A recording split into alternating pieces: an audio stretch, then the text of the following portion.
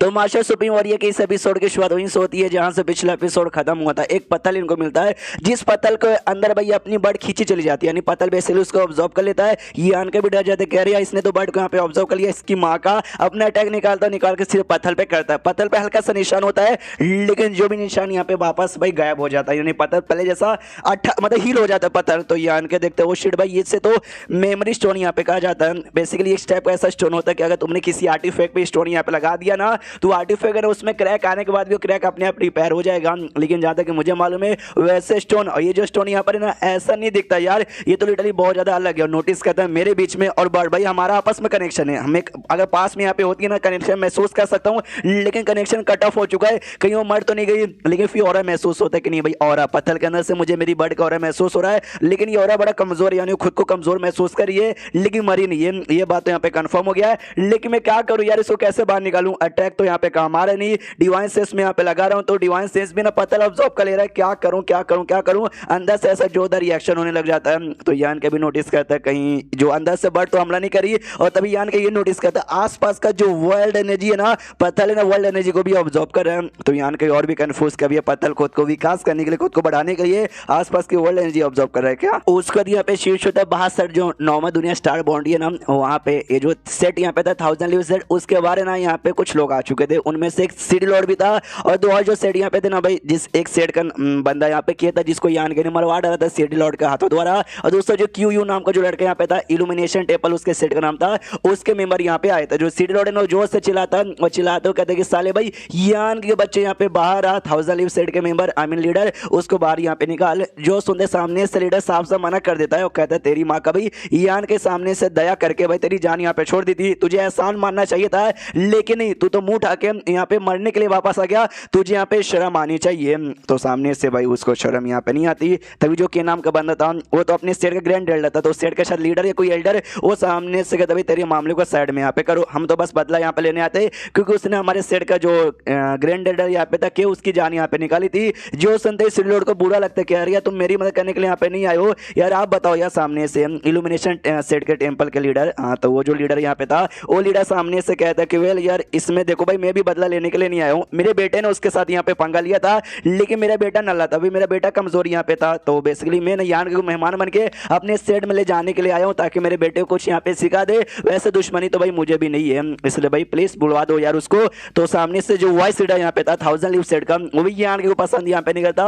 वो लीडर से कहते देख रहे हो लीडर, कुछ ही दिनों के अंदर उस लॉन्डे ने कितने बड़े बड़े सेट लॉर्ड के साथ यहाँ पे पंगा ले लिया है, तो ऐसे बंदे का कोई भरोसा नहीं हो सकता, हमारे सेट में भी मर्डर वर्डर करता रहे। वो अभी यहाँ पे नहीं है, लेकिन उसके जो 4 दोस्त यहाँ पे ना जो सीनियर लोग हैं उसके एक काम करते हुए उनको हम इनके हवाले कर देते हैं। जो सुनने लीडर सामने से कहते भाई मैं तुझे पहले बता दिया था यान के उसके जो भी सीनियर लोग हैं ना सब हमारे मेहमान हैं, तो इसके लिए भाई हम किसी को भी उनके हवाले करने वाले नहीं है। तो वाकई में मुझे लीडर यहाँ पे मानते हो और मेरी बात यहाँ पे मानते हो तो बीच में यहाँ पे मत बोलो। जो सुनते सामने से वॉइस लीडर कहता है यार आपको सच्ची में शर्म यहाँ पे नहीं आती, उसके चक्कर में हमारी सेट को बर्बाद कर दोगे यार। जो सुनते लीडर कहता है हमारे सेट यहाँ पे बर्बाद ना हो, आबाद यहाँ पर है, उसके लिए सामने से मैं कर रहा हूँ, समझ गया क्या? जो सुनते वो कहता भाई क्या समझ गया भाई, क्या इससे हमारा भाई आबाद होंगे और उल्टा हम लोग यहाँ पे बर्बाद हो जाएंगे आपके चक्कर में, क्योंकि भाई आप है ना उनको हवाले मतलब इनके हवाले नहीं करेंगे। अगर आपने यान के को इनके हवाले कर दिया तो चुपचाप है ना उसके साथ बदला ले लेंगे, चलेंगे, हमारे सेट को यहाँ पे कुछ भी नहीं करेंगे।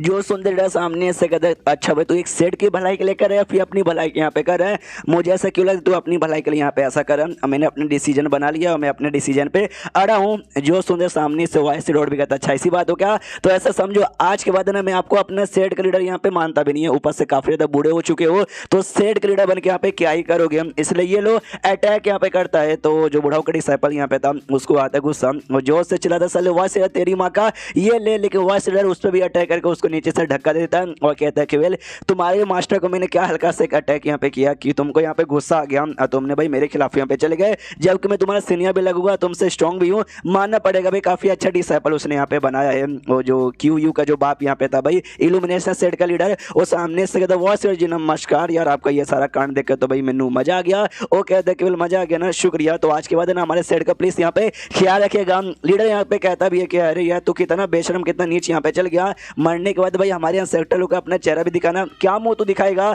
जो सुन ये कहता मैं तो मुंह दिखा दूंगा, मुझे टेंशन कोई बात नहीं, अगर मरने के बाद मैं नरक में भी जाऊंगा ना तो भी हमारे यहाँ सेटल को कोई दिक्कत नहीं होगा। उसके बाद बाकी पब्लिक कहती है लाओ तो यान के को लाके चुपचाप यहाँ पे दो ना, जो सुनते वो कहता है या लाते भाई मेरे बंदे लोग यहाँ पे लाने गए हैं। एक एल्डर गया था, तो एल्डर यहाँ पे आता है तो उसकी कुटाई हुई पड़ी थी। तो ये वॉइस सिटी लीडर भी कहता है कह रही है तेरी कुटाई कैसे हुई है। ये कहता है वहाँ पे एक बंदा भी है जो कि 3rd लेवल पर है डाउ सोर्स का, लेकिन उसके अंदर ना इंपेरियल एंटेड यहाँ पे महसूस हो रहा था। दोनों कैसे हो रहा था यार, उसने तो मेरी कुटाई कर दी। और जो बाकी 7वें एल्डर और 9वें एल्डर जो यहाँ पे गए थे उनको तो भी पकड़ यहाँ पे लिया। अपना लीडर कंफ्यूज कि भाई ऐसा कौन बंदा यहाँ पर आ गया जिसका इंपेरियल एंटेड भी यहाँ पे महसूस हो रहा है। तो जो क्यू का बाप यहाँ पे था ना, वो सामने से कहते जी यार आपका जो था ये बंदा यार तो नल्ला निकल गया, इससे कोई काम नहीं हुआ, लगता मुझे ही करना पड़ेगा। और शायद इसका लेवल अप हो जाता है इंपेरियल स्टेज पे। स्टार्टिंग में कहा गया था कि अपना कल्टीवेशन करा, बहुत जल्दी से इंपेरियल स्टेज पे चल जाएगा। हाँ तो ये सच्ची में साथ इंपेरियल स्टेज पे जा चुका है। उसको यहाँ पे शीश होता उस एरिया में जहाँ पे यान के बढ़ते, हमें मालूम है जो बड़ी यहाँ पे थी पतल में चली गई थी और पतल ने आसपास की वर्ल्ड एनर्जी ऑब्जर्व करी थी।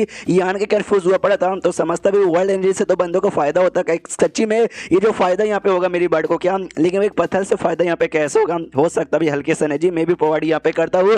तो अभी नोटिस करता जो पत्थर यहाँ पे था ना उस पर धीरे धीरे क्रैक आता, यानी बर्ड शायद वापस आ रही है। तो जैसे बर्ड ऐसे निकलती है कहती मेरी बर्ड, लेकिन एक समय भाई ये कहाँ है, वो छोटी सी बच्ची यहाँ पे बन चुकी थी। हाँ लिटरली छोटी सी बच्ची, देख सकते हो कपड़े वपड़े भी नहीं थे। हाँ तो सामने से यान के चौक जाता है कि यार यार जब वो इंसान का फॉर्म लेती थी एकदम सेक्सी सुंदर लड़की लगती थी, अब तो भाई एक सुंदर सी छोटी सी क्यूट सी बच्ची यहाँ पे लग रही है। कपड़े यहाँ पे नहीं थे, तो यान के सोचता भी कपड़े कुछ कपड़े यहाँ पे मिल जाए। हाँ ये लो कपड़े भाई ठीक है ना। सामने से कहती है हाँ ये तो ठीक है, लेकिन मास्टर आप सामने से क्या करे थे, उसका ठड़क निकले जा रहा था। तो ये भी कहती है भाई थोड़ी तो शर्म कर लो भाई, थोड़ी शर्म कर लो, आपने यहाँ पे देखा नहीं क्या, सब कुछ तो देख ही लिया, अब क्या देख रहे हो। जो सुनते वो कहता है कि नहीं यार लेकिन देखा जाए तो भाई नहीं, तुम्हारा ये फॉर्म देखे मेरे अरमान टाइट नहीं होते भाई, तो छोटी बच्ची का फॉर्म है। वो कहती क्या बोले आप, ये कहते नहीं यार मेरा वो कहने का मतलब यहाँ पे नहीं था, लेकिन ये तुम्हारा फॉर्म यहाँ पे चेंज हो गया यार, पहले एकदम अलग थी अब यहाँ पे अलग हो गई, तो कुछ ऐसा अजीब अजीब यहाँ पे लग रहा है क्या, लग रहा है क्या अजीब। ये सामने से कहती नहीं अजीब तो नहीं लग रहा, सब कुछ नॉर्मल यहाँ पे लग रहा है, बस मुझे आदत नहीं इस फॉर्म में,